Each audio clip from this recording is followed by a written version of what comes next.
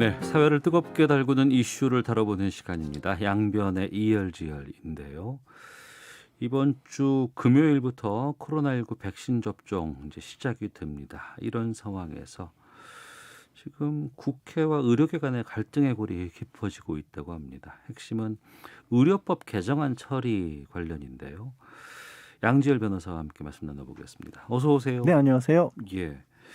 의료법 개정안, 그러니까 지금의 의료법을 바꾼다는 거 아니에요? 예, 그렇습니다. 뭘 어떻게 바꾸는 거예요? 거기에 이제 의사의 면허와 관련된 조항을 신설을 하는 건데요. 네. 뭐 살인이나 강도 이런 어떤 중대 범죄를 저질러서 금고 이상의 형을 받았을 경우에 그러니까 실형을 복역을 하게 되면 이 형을 마치고 나서 5년 동안 면허가 정지가 되고 네. 집행유예를 받았을 경우는 집행유예 끝난 이후에 2년 동안 면허가 정지가 되고요.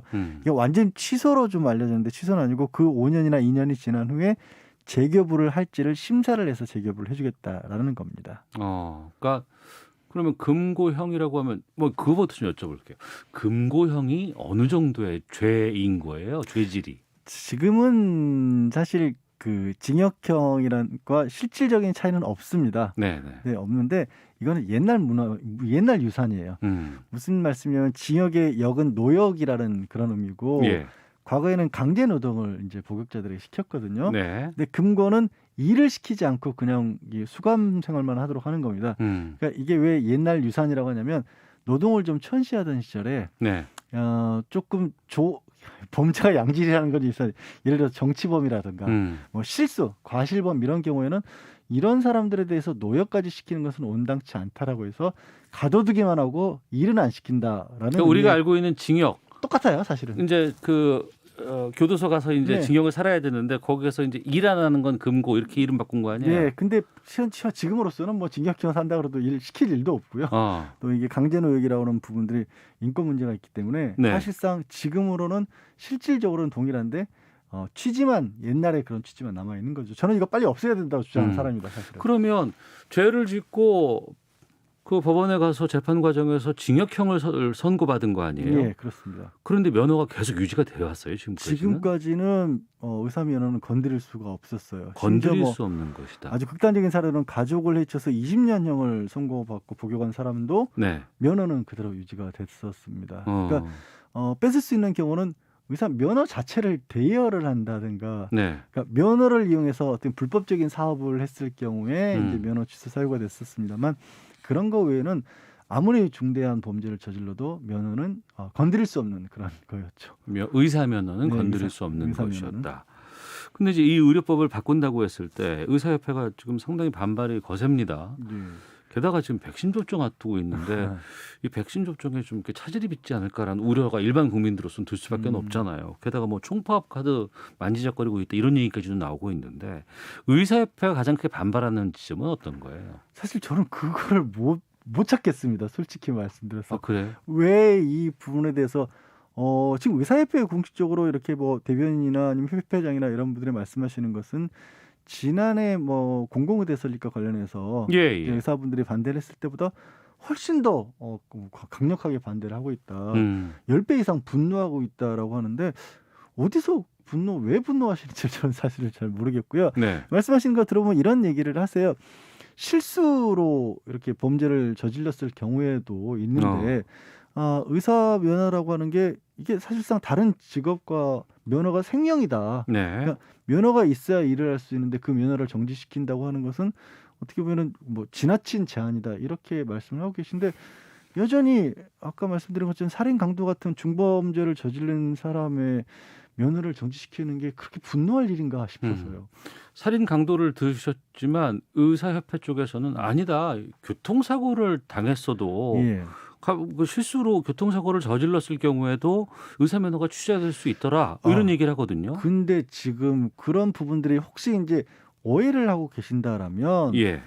실수로 인한 범죄에서 징역형까지 내려지는 경우는 정말 드물고요.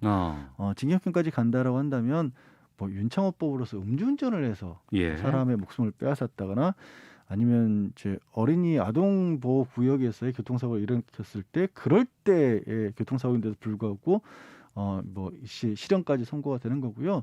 다른 경우에 있어서는 그러니까 우리가 흔히 알고 뭐 법정형이 뭐 10년 이하 뭐 네. 이렇게 돼 있어도 실제 초범인 경우에 정말로 이 교도소 복역까지 해야 되는 경우는 거의 없거든요. 초범인 경우에는. 예, 그래서 아, 이거는 그냥 우연히 잘못해서 저질렀다가 교도소까지 간다라는 게 네.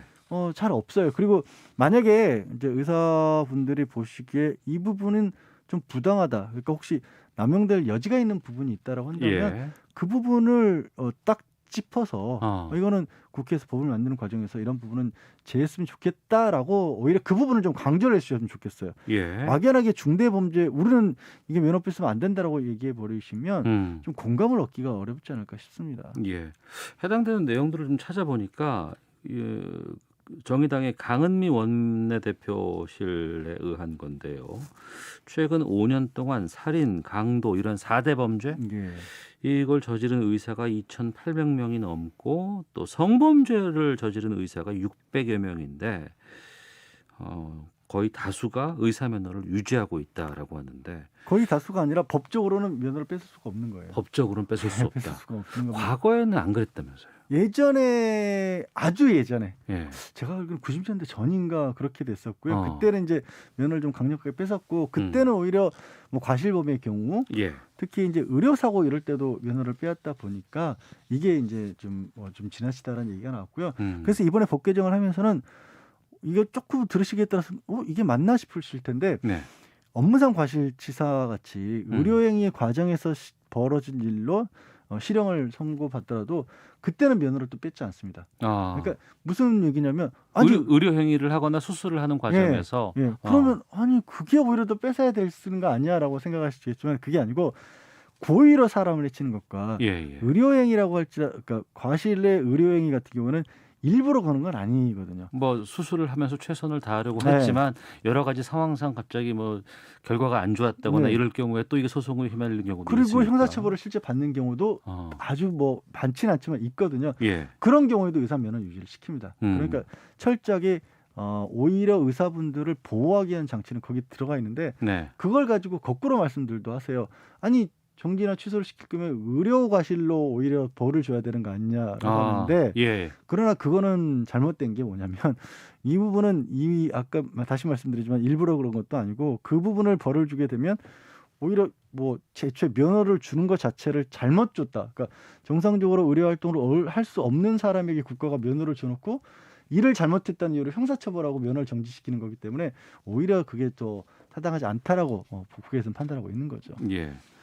흔히들 이제 그 고도의 전문성을 요하는 직업 이렇게 얘기할 때 또 면허 관련해서는 변호사, 회계사, 뭐 법무사라든가 의사 이제 이런 정도가 있는데 지금 다른 곳은 다 면허가 취소가 되는데 의사는 앞서 말씀하신 것처럼 안 된다고 이제 말씀하셨는데 의사협회는 변호사 그 법 관련한 이 활동을 하는 변호사하고 의사는 다르다 이렇게 또 주장을 하고 있다고 하거든요.